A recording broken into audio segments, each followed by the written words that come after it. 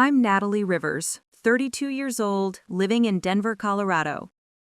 On Christmas Eve, surrounded by flickering candles and the scent of pine, my father stood up at our family dinner table and announced that he was removing me from his will entirely because I refused to give my inheritance from our grandmother to my younger sister, Cassandra.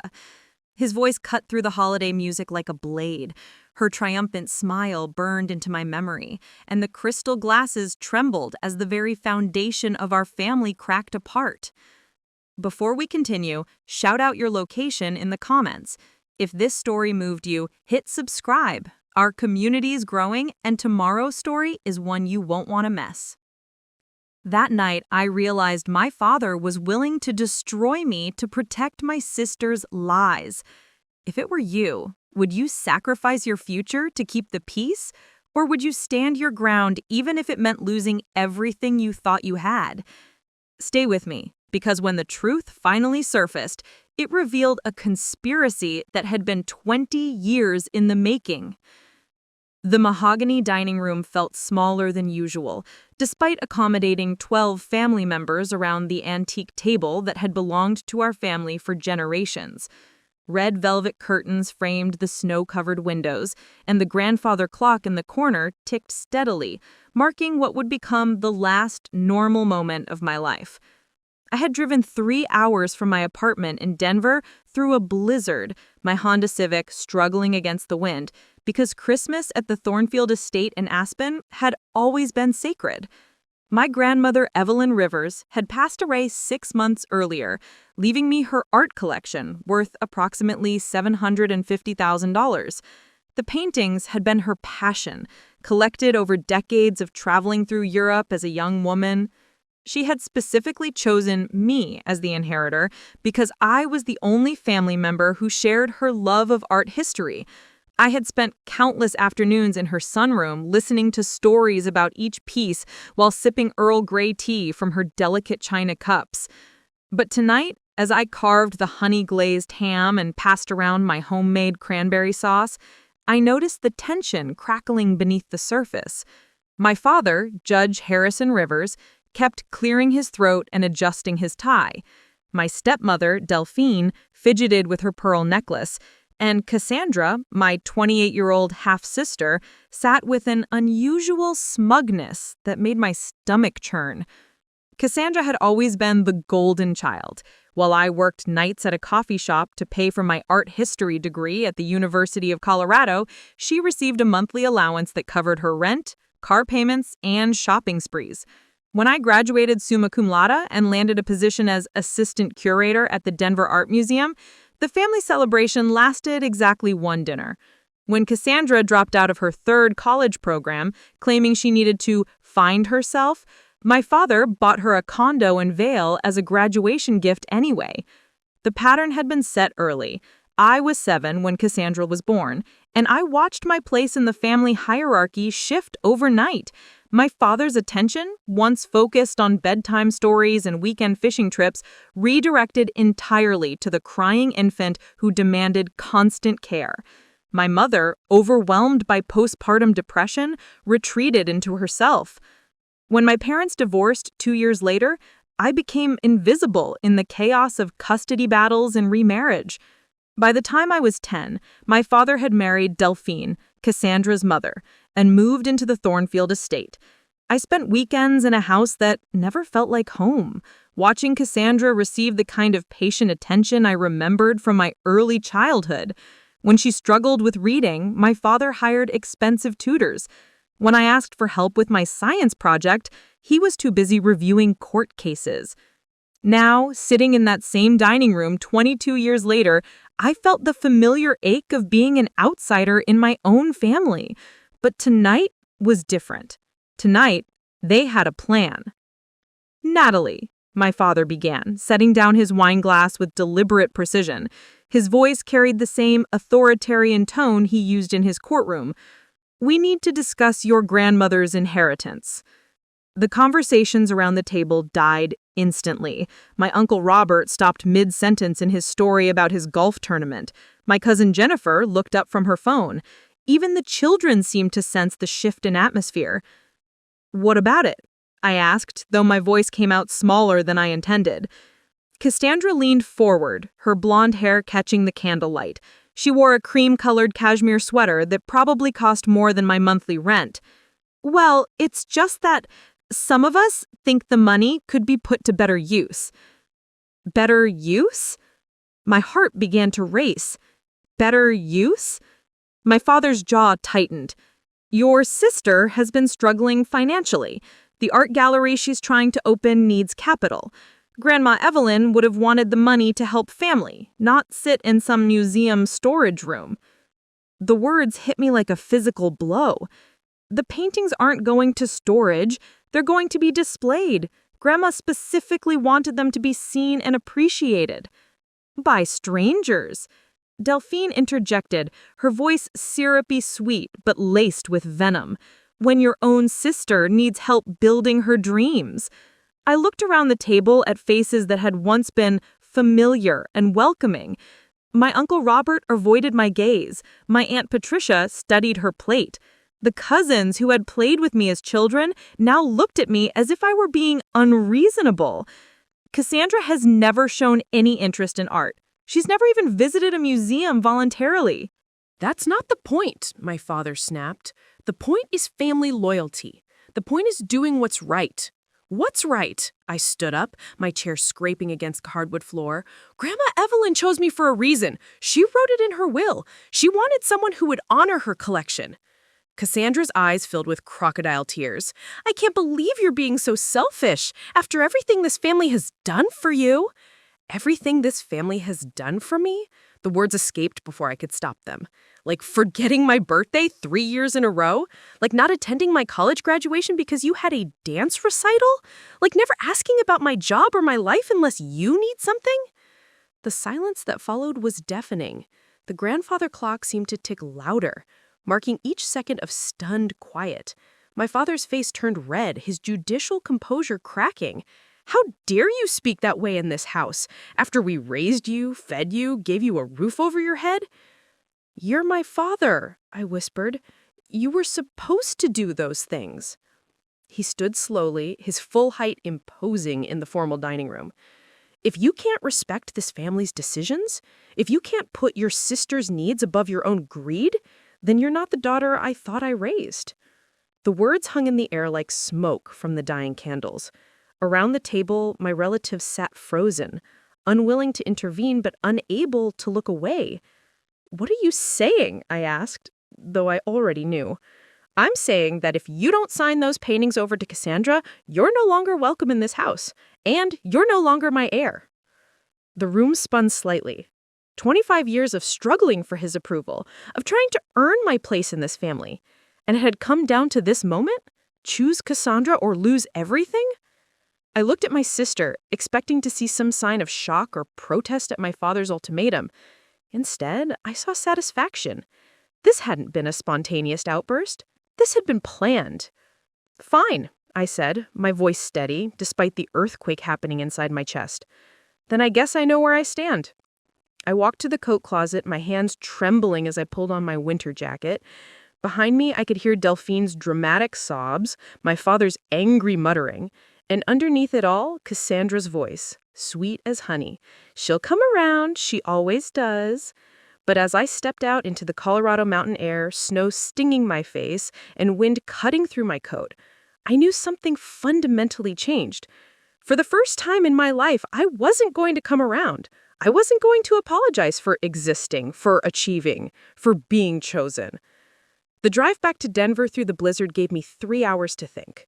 3 hours to replay every slight, every dismissal, every moment when I had made myself smaller to accommodate their comfort. And by the time I reached my apartment, key shaking in the lock, I made a decision that would change everything. I wasn't giving up those paintings, and I wasn't giving up on myself. Not anymore. This story took hours to research and craft, so if you're enjoying it, a quick subscribe would truly make our day. Now, let's get back to it. The silence in my apartment felt different that night. Not the comfortable quiet I usually cherished after long days at the museum, but a hollow emptiness that seemed to echo with my father's words. I sat on my secondhand couch, still wearing my Christmas dress, staring at the small tree I had decorated with vintage ornaments from thrift shops. The lights blurred through my tears until they became nothing more than colorful smears against the darkness. My phone buzzed insistently on the coffee table. Delphine's name flashed across the screen, followed by a text that made my stomach clench. "Natalie, please don't be stubborn. Come back tomorrow and we'll work this out. Cassandra is devastated." I turned the phone face down and let the tears fall freely. 25 years of conditioning told me to apologize, to smooth things over, to make myself smaller until everyone else was comfortable again. The familiar voice in my head whispered all the old refrains. Maybe I was being selfish. Maybe family really did come first. Maybe I should just give in to keep the peace. But something else stirred beneath the doubt. A memory, sharp and clear, of sitting in my grandmother's sunroom last spring. Grandma Evelyn had been frail by then, her hands shaking as she held her teacup, but her eyes remained sharp as diamonds. We were looking at her favorite painting, a small Monet water lily study she had bought in Paris in 1963. "You know why I'm leaving these to you, don't you, darling?" she asked, her voice paper-thin but determined. I assumed it was because of my art history degree, my job at the museum, but she shook her head slowly. "It's because you see them the way I do, not as dollar signs or status symbols, but as windows into beauty. Cassandra looks at art the way she looks at everything else. What can it do for me? But you, Natalie, you understand that some things are worth preserving simply because they exist." She had gripped my hand then, her wedding ring clicking against mine. "Promise me you won't let them convince you that practical is always better than beautiful. Promise me you won't let them take this from you." I had promised, thinking it was just an elderly woman's worry about estate planning. Now I realized she had seen this moment coming from miles away. The phone buzzed again. This time it was my Uncle Robert. "Your father is hurt, Nat. Maybe just consider what Cassandra proposed. It's still family money." Then my cousin Jennifer. "Christmas was so awkward after you left. Can't you just compromise?" Each message felt like a small betrayal. Not one person had stood up for me in that dining room. Not one person had questioned whether it was right to demand I give away something that had been specifically left to me. They had all sat there, complicit in their silence, letting my father railroad me into submission. I stood up and walked to the window, looking out at the Denver skyline glittering in the distance. The snow had stopped, leaving the world clean and white under the streetlights. Somewhere out there, my family was probably discussing my unreasonable behavior over leftover Christmas cake, painting me as the villain in their story. But for the first time in my adult life, I didn't care what story they were telling. The next morning brought a dozen missed calls and a voicemail from my father that made my hands shake. His voice was cold, judicial, every word precisely chosen for maximum impact. "Natalie, I've spoken with our family attorney. The inheritance paperwork can be modified if you're deemed mentally unfit to manage the assets. I suggest you reconsider your position before I'm forced to take legal action. 24 hours, then I file the papers." I replayed the message 3 times, each word hitting like a physical blow. Mentally unfit. The phrase echoed in my head as I sat at my kitchen table, hands wrapped around a mug of coffee that had long gone cold. He was threatening to have me declared incompetent because I wouldn't bow to his demands. The memories came flooding back then, triggered by the familiar pattern of manipulation disguised as concern. I was 8 years old again, crying because I wanted to take art classes instead of soccer. Don't be difficult, Natalie. Team sports build character. I was 16, begging to attend art camp instead of the leadership retreat he had chosen. You need to be practical, not dreamy. I was 22, graduating college, when he suggested I pursue law instead of museum work. Art is a hobby, not a career. Every time I had shown passion for something beautiful, something meaningful to me, he had redirected me toward what he deemed acceptable. And every time I had complied, swallowing my dreams to earn his approval. But this was different. This wasn't about my career choices or my hobbies. This was about my grandmother's final wishes, her legacy, her trust in me to preserve something she had loved. I picked up my phone and dialed the number I had memorized but never called. Morrison Blake and Associates, how may I help you? I need to speak with David Morrison, please. It's about an estate matter. David Morrison had been my grandmother's attorney for 30 years, a soft-spoken man with kind eyes who handled her will with meticulous care. When he came on the line, his voice was warm but concerned. Natalie, dear, I was hoping you'd call. I heard about the family meeting yesterday. My stomach dropped. How did you...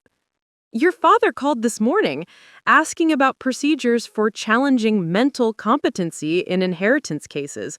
I thought you should know. The world tilted slightly. My own father was already making moves to have me declared unfit just hours after our confrontation. Mr. Morrison, can he do that? Can he really take away what Grandma left me? Legally, it would be very difficult. Your grandmother's will is ironclad, and you've shown no signs of mental instability, but he can make the process expensive and painful. More importantly, Natalie, I need you to understand something about that will. What do you mean? His voice grew serious. Your grandmother didn't just leave you those paintings on a whim. She came to me 6 months before she died with a very specific concern.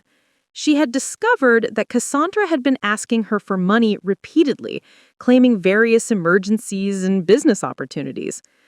When your grandmother investigated, she found that most of Cassandra's stories were fabricated. The room seemed to spin around me. What kind of stories? Medical bills that didn't exist, car repairs that were never made, investment opportunities that were completely fictional. Your grandmother had given her over $50,000 in the past 2 years, thinking she was helping with genuine crises. $50,000. The number hung in the air like a bomb waiting to explode. She never told anyone, Mr. Morrison continued. She was embarrassed, ashamed that she had been fooled by her own grandmother. But she made sure the will was structured so that Cassandra couldn't access any significant inheritance directly. So when they're demanding I give her the art collection, you'd be enabling someone who has already proven she can't be trusted with family money. Your grandmother knew this might happen. She chose you, not just because you love art, but because you have integrity. After I hung up, I sat in my apartment for a long time processing what I had learned. The sister I had envied, the golden child who could do no wrong, had been systematically lying to our elderly grandmother for money. And my father, the judge, who built his career on truth and justice, was now threatening legal action to help her continue the pattern. That evening, as snow began to fall again outside my windows, I made a decision that felt like stepping off a cliff. I blocked my father's number. I blocked Delphine's. I blocked every family member who had sent me guilt-laden messages demanding I do the right thing. The silence that followed wasn't empty anymore. It was clean, purposeful, waiting to be filled with something better than their demands and disappointments. I pulled out my laptop and began researching estate attorneys in Denver. If my father wanted a legal battle, he would get one. But this time, I wouldn't be fighting alone. I had the truth. I had my grandmother's carefully crafted will, and for the first time in my life, I had something more powerful than their approval. I had my own voice, and I was finally ready to use it. The law office of Sarah Chen and Associates occupied the 15th floor of a glass tower in downtown Denver, its windows offering a panoramic view of the Rocky Mountains. I sat across from Sarah Chen herself, a sharp-eyed woman in her 40s who had built her reputation defending inheritance rights against family challenges. Her desk was organized with military precision, and when she spoke, every word carried weight. "Your father filed the competency challenge yesterday," she said, sliding a thick stack of papers across the mahogany surface. "Judge Harrison Rivers versus Natalie Rivers, claiming you're mentally unstable and unfit to manage substantial assets." Reading my own name in legal documents felt surreal, like watching someone else's life unfold on paper. The language was cold, clinical, designed to strip away my humanity and reduce me to a problem to be solved. He's citing your erratic behavior at the family gathering, your refusal to engage in reasonable family discussions, and your sudden isolation from family support systems, Sarah continued, her voice taking on a sardonic edge. Essentially, he's arguing that standing up for yourself is evidence of mental illness. My hands trembled as I turned the pages. Can he win? Not if we build a strong case. But Natalie, I need you to understand something. Your father isn't just a concerned parent here. He's a sitting judge with connections throughout the Colorado legal system. This won't be a fair fight from the start. Over the next week, Sarah's team began constructing our defense with methodical precision. They interviewed my colleagues at the Denver Art Museum, documenting my professional competence and emotional stability. Dr. Martinez, the museum director, provided a glowing assessment of my work managing million-dollar acquisitions and organizing complex exhibitions. Natalie is one of our most reliable curators. She's handled negotiations with international collectors, managed insurance claims for priceless artifacts, and shown exceptional judgment under pressure. The idea that she's mentally unfit is laughable. But even as we built my professional credentials, my personal life began unraveling in ways I hadn't anticipated. Word of the family lawsuit spread through Aspen's tight social circles like wildfire. My father's position as a respected judge lent credibility to his claims, and suddenly I found myself fighting not just a legal battle, but a campaign of whispered character assassination. My cousin Jennifer called, her voice tight with controlled anger. Natalie, people are talking. Dad's law firm is getting questions about the family situation. You need to fix this before it affects everyone's reputation. Fix what? I asked, pacing my apartment. Tell the truth? The truth is that you're tearing this family apart over money. Cassandra is in therapy now because of the stress. Delphine can barely get out of bed, and Uncle Harrison is so worried about you that he's not sleeping. The guilt hit like a physical blow, exactly as intended. This was the family playbook. Make me responsible for everyone else's emotions, paint their boundaries as cruelty, transform their manipulation into my failure. But I had Sarah's voice in my head now, steady and clear. They're going to try to make you feel guilty for protecting yourself. That's how family abuse works. They convince you that your self-preservation is selfishness. The pressure escalated when my father's attorney, Vincent Blackwood, began deposing my former colleagues and friends. The questions were invasive, designed to paint me as unstable. Had I ever seemed depressed? Had I made impulsive decisions? Did I have romantic relationships that ended badly? My friend Lisa from graduate school called after her deposition, shaken. Nat, they're really digging deep. They asked about that time you cried during finals week, about your breakup with Derek 2 years ago, even about your coffee consumption.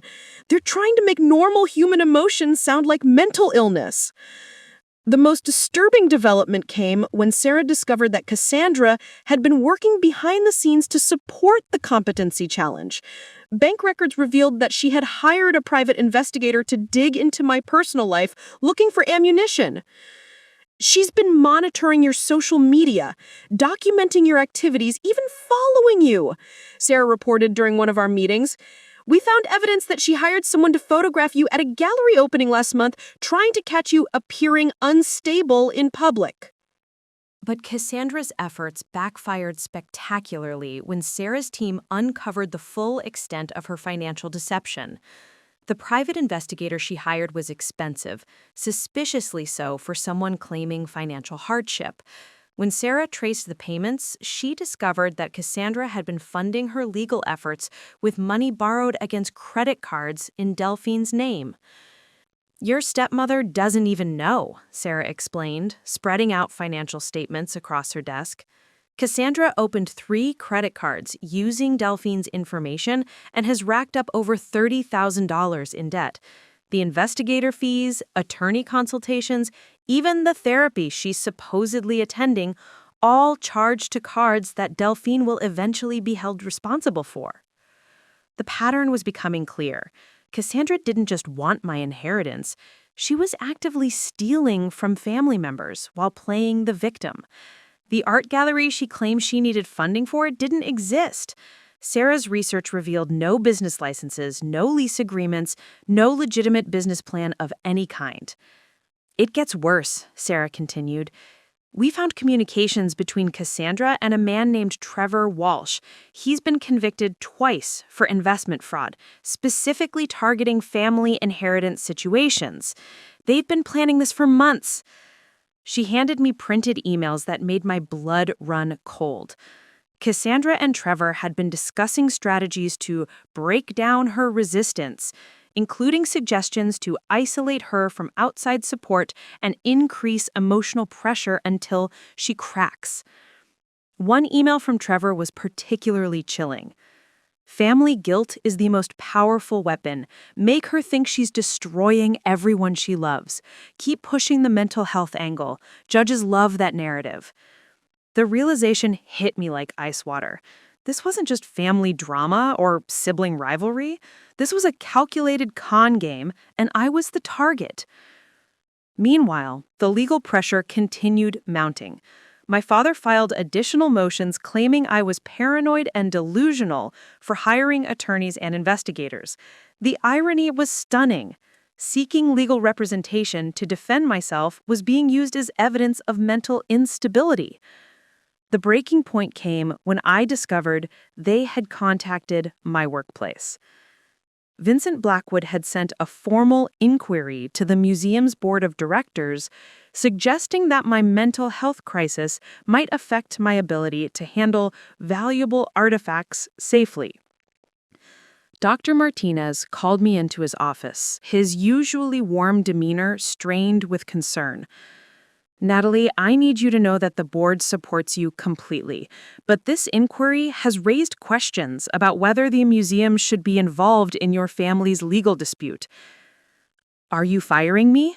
I asked, my voice barely above a whisper. No, absolutely not. But I'm recommending you take temporary leave until this resolves, with pay, of course. We can't have the institution dragged into a competency hearing. That night, I sat in my apartment surrounded by legal documents, bank statements, and evidence of my sister's systematic deception. The financial cost of fighting back was mounting. Sarah's fees, the emotional toll, now the loss of my job, even temporarily. But I had something my family didn't expect: documentation of everything. While they had been scheming and manipulating, I had been methodically building a case with professional help. Every threat, every lie, every attempt at financial fraud was carefully cataloged and verified. Sarah called just before midnight with news that changed everything. Natalie, we found the smoking gun. Trevor Walsh contacted a forger about creating fake medical documents to support your father's competency claim. The forger kept copies as insurance, and he's willing to testify in exchange for immunity. The fake medical records showed a history of psychiatric treatment that never happened, medications I had never taken, diagnoses that had never been made. They were planning to introduce fabricated evidence to steal my inheritance. This isn't just a family drama anymore, Sarah said. This is criminal fraud, and we have proof. As I hung up the phone, I realized that my family's willingness to destroy me had finally overreached. They had moved beyond emotional manipulation into actual criminal conspiracy. But in doing so, they had given me the weapons I needed to fight back. The scared, guilty daughter who had walked out of Christmas dinner was gone. In her place stood someone harder, clearer, armed with evidence and legal representation. They had taught me not to trust their love. Now I was about to teach them not to underestimate my strength. The confrontation came on a gray February morning in Judge Patricia Hoffman's courtroom, a modern space with blonde wood paneling and floor-to-ceiling windows that offered no warmth, despite the sunlight streaming through. I sat beside Sarah Chen at the plaintiff's table, my hands folded carefully in my lap to hide their trembling. Across the aisle, my father occupied the defendant's table with Vincent Blackwood, his silver hair perfectly styled, his judicial bearing intact, even as the accused party. Judge Hoffman, a stern woman in her 60s with steel gray hair and piercing blue eyes, had been selected specifically because she had no personal relationship with my father. Sarah had insisted on this after discovering that 2 other potential judges had recused themselves, citing professional friendships with Judge Harrison Rivers. "Your Honor," Vincent Blackwood began, his voice smooth and practiced, "we are here today because a family is in crisis. Miss Natalie Rivers, while clearly intelligent and accomplished, has exhibited concerning patterns of behavior that suggest she is not mentally equipped to manage a substantial inheritance. Her sudden hostility toward family members, her paranoid accusations, and her complete rejection of reasonable compromise all point to someone in psychological distress." He painted a picture of me as a woman who had snapped under pressure, who had fabricated elaborate conspiracy theories to justify keeping money that could help my struggling sister. His words were carefully chosen, designed to make my legitimate anger sound like delusion. But Sarah was ready. When she stood to deliver our opening statement, she held a thick folder of evidence that would dismantle their narrative piece by piece. "Your Honor, what we have here is not a family crisis, but a criminal conspiracy. The plaintiff, Judge Rivers, has filed fraudulent documents and conspired with his daughter Cassandra Rivers and convicted fraudster Trevor Walsh to steal an inheritance that was legally and specifically bequeathed to my client." She opened with the forged medical records, displaying them on large screens for the courtroom to see. The fake psychiatric evaluations, complete with letterheads from doctors who had never treated me, medications I had never been prescribed, appointments that had never occurred. These documents were created by a professional forger at the request of Trevor Walsh, who has been coordinating this scheme with Cassandra Rivers for over 6 months. Sarah continued. "We have phone records, email correspondence, and bank transfers that prove this elaborate fraud." Vincent Blackwood objected repeatedly, claiming the evidence was irrelevant to the competency hearing, but Judge Hoffman allowed it to proceed. The fake medical records alone were enough to shift the entire tone of the proceedings. Our first witness was Dr. Amanda Foster, a psychiatrist Sarah had retained to evaluate me independently. Dr. Foster's testimony was devastating to their case. "I have conducted extensive psychological testing with Miss Rivers over the past month," she testified, her voice clear and professional. "She shows no signs of mental illness, personality disorders, or cognitive impairment. Her responses to family manipulation are entirely appropriate and healthy. In fact, her decision to seek legal counsel and protect her inheritance demonstrates sound judgment and emotional stability."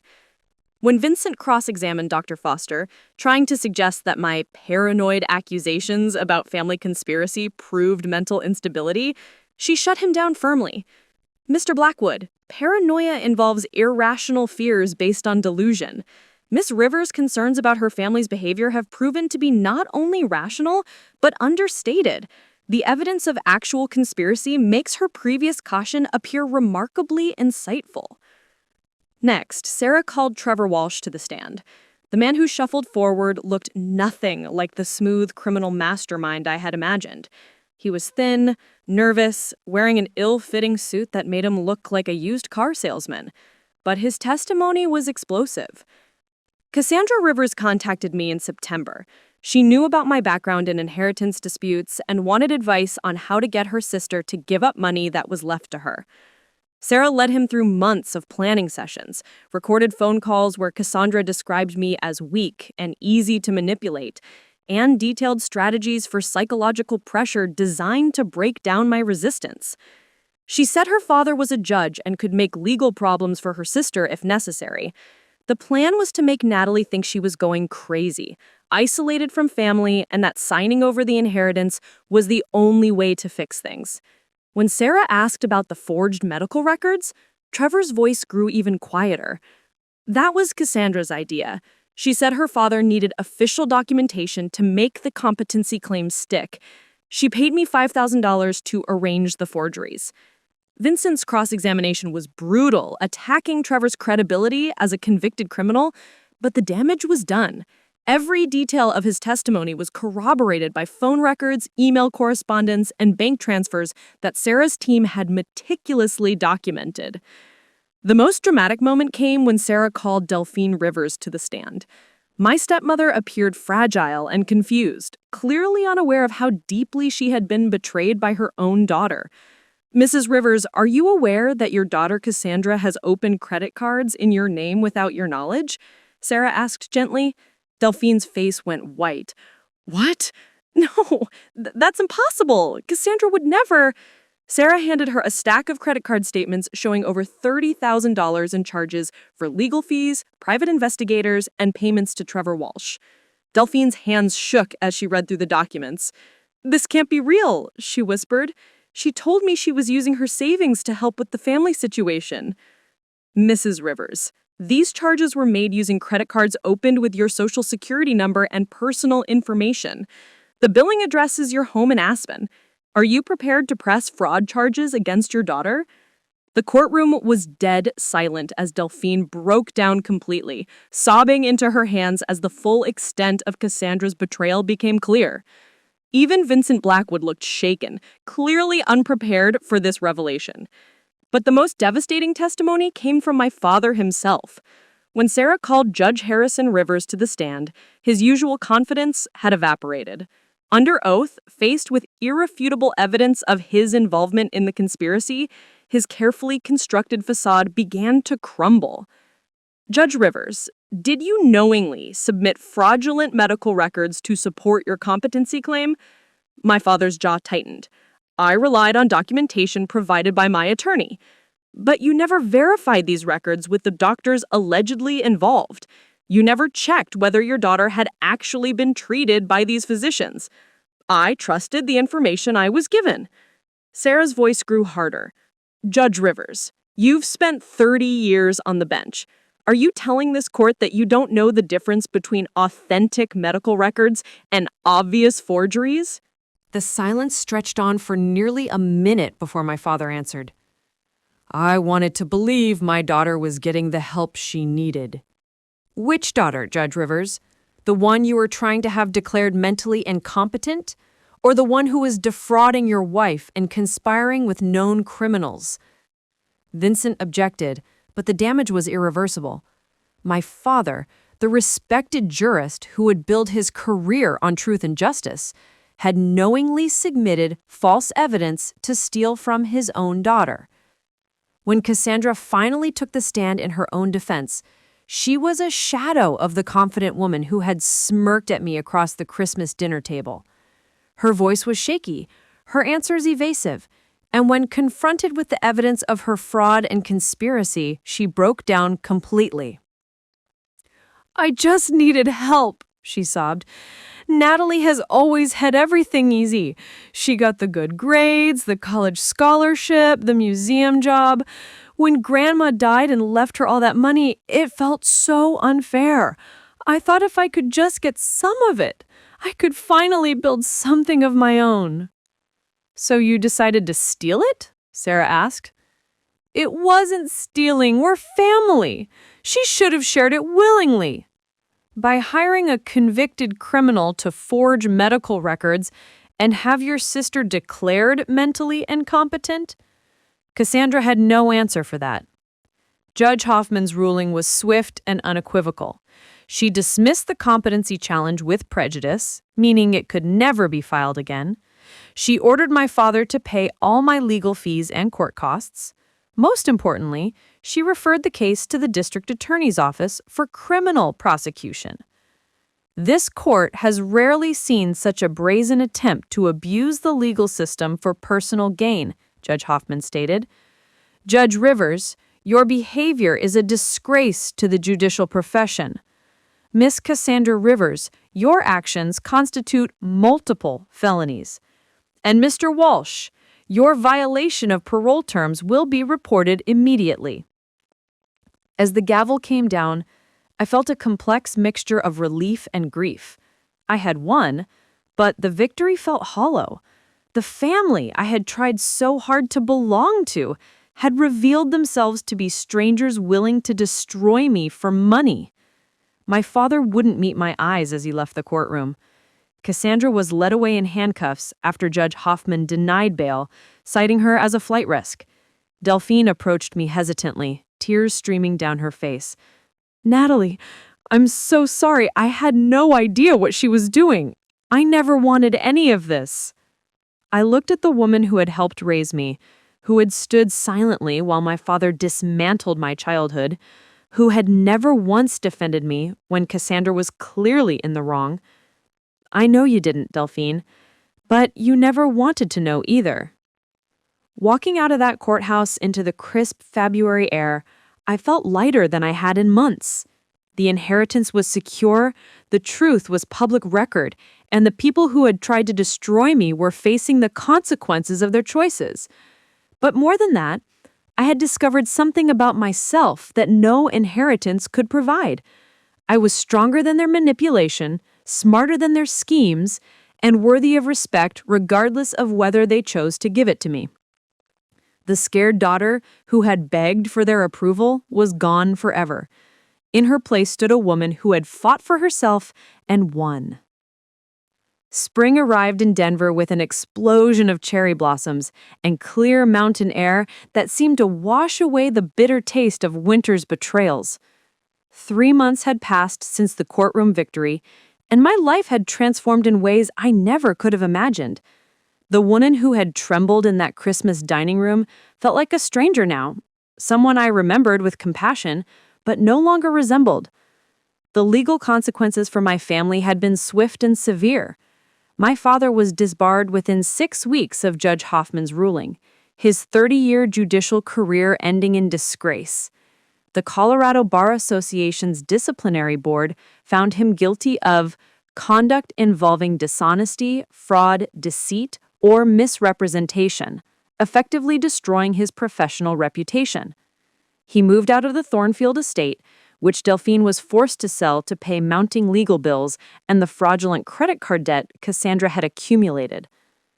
Cassandra herself was serving an 18-month sentence in the Colorado Women's Correctional Facility for multiple counts of fraud, identity theft, and conspiracy. The art gallery she had claimed to need funding for was revealed to be completely fictional. There was no business plan, no location, no legitimate investors. Trevor Walsh received an additional 3 years on top of his parole violation, and the forger who had created the fake medical records was facing federal charges. But perhaps the most unexpected development was Delphine's transformation. The woman who had spent years enabling Cassandra's manipulation had become one of my strongest supporters. She visited my apartment on a rainy April afternoon, carrying a box of my grandmother's personal items she had found while packing up the estate. "I should have seen it sooner," she said, settling into my kitchen chair with a cup of tea. Her hands shook slightly as she spoke, a tremor that had developed since learning the full extent of her daughter's crimes. Cassandra always had explanations for everything, the missing money, the emergencies that never quite made sense.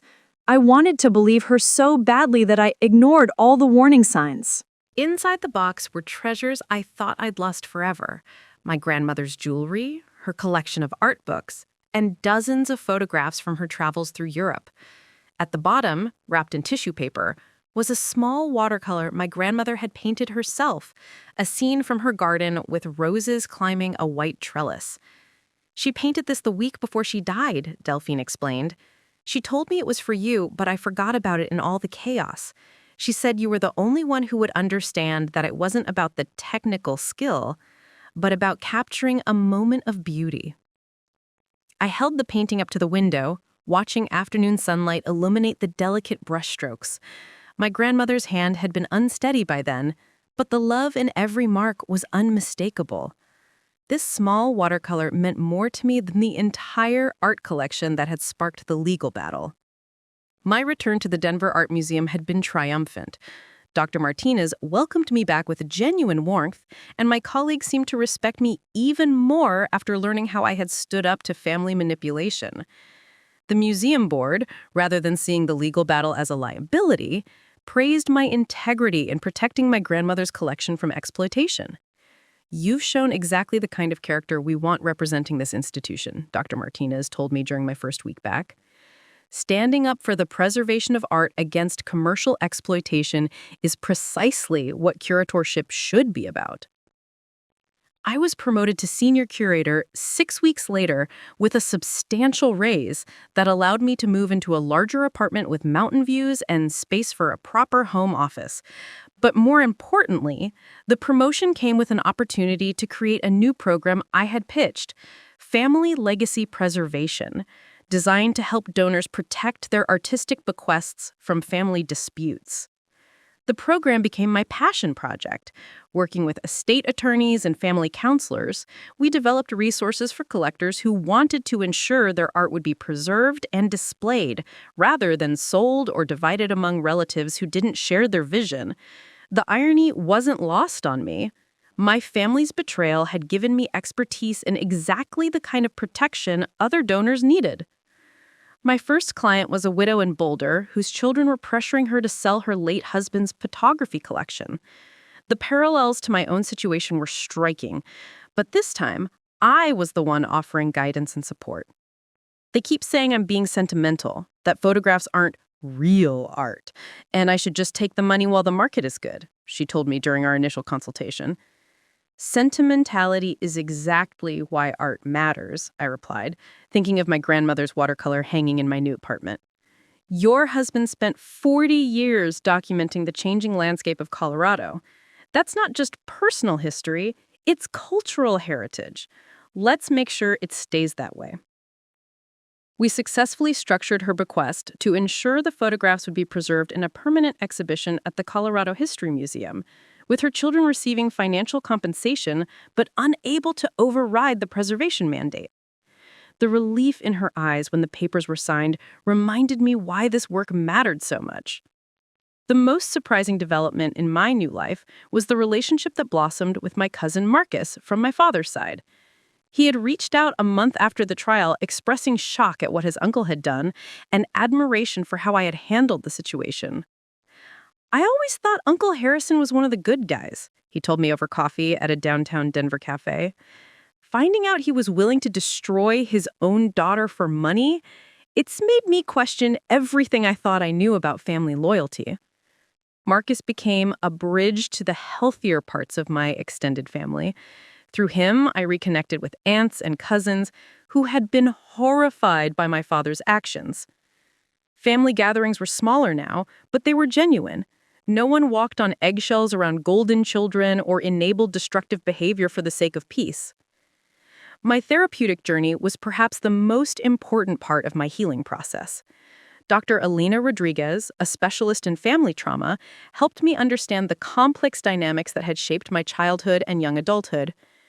"You were trained from a very young age to prioritize everyone else's comfort over your own well-being," she explained during one of our sessions. "That's why standing up for yourself felt so foreign and frightening. You weren't just protecting an inheritance.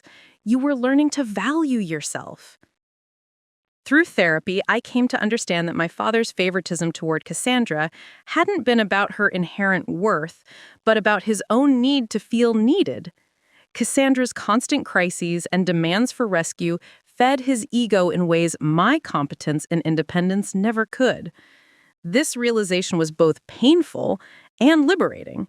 Painful because it confirmed that my childhood perceptions had been accurate, but liberating because it proved the problem was never with me. The art collection that had caused so much chaos found its perfect home through a partnership between the Denver Art Museum and the Colorado Fine Art Center. The pieces would rotate between both institutions, ensuring broader public access while honoring my grandmother's vision. Each painting and sculpture was accompanied by a small placard telling her story, how she had collected these works during her travels, her passion for supporting emerging artists, and her belief that beauty should be shared. The exhibition opening was held on a warm evening in May, exactly 1 year after my grandmother's death. I stood in the gallery, surrounded by her treasures, watching visitors discover paintings she had loved, and felt her presence as strongly as if she were standing beside me. Dr. Martinez approached me during the reception, a glass of wine in his hand and satisfaction in his eyes. "Your grandmother would be so proud, Natalie, not just of how you protected her collection, but of how you've grown from this experience." He was right. The scared, guilt-ridden woman who had begged for family approval was gone, replaced by someone who understood that love without respect was worthless, that family loyalty shouldn't require self-destruction, and that standing alone with integrity was better than belonging to a group built on lies. As the evening wound down and the last visitors admired my grandmother's treasures, I found myself standing before her favorite Monet water lily painting, the same one we had discussed in her sunroom the previous spring. Her words came back to me with perfect clarity. "Promise me you won't let them convince you that practical is always better than beautiful." I had kept that promise, and in doing so, I had discovered something my grandmother had known all along. Beauty wasn't just about art or aesthetics, it was about living authentically, making choices based on love rather than fear, and refusing to let others diminish your light to make themselves feel brighter. The inheritance battle had cost me a family, but it had given me something more valuable, myself. And unlike money or paintings or real estate, that was something no one could ever take away. Walking to my car under the Denver stars, I felt grateful for the painful journey that had brought me here. Sometimes the greatest gift isn't what people give you, it's what they refuse to let you keep, forcing you to build something better than what you lost. My phone buzzed with a text from Delphine. "Saw the news coverage of the exhibition. Your grandmother would be beaming. So proud of the woman you've become." I smiled, typing back a simple response. "Thank you. For everything." The truth was, I was proud too, not of winning a legal battle or protecting money, but of learning to protect myself, of choosing truth over comfort, integrity over approval, and my own voice over their expectations. For the first time in my life, I was exactly where I belonged, free, authentic, and unafraid of standing alone when standing together meant compromising who I was meant to be.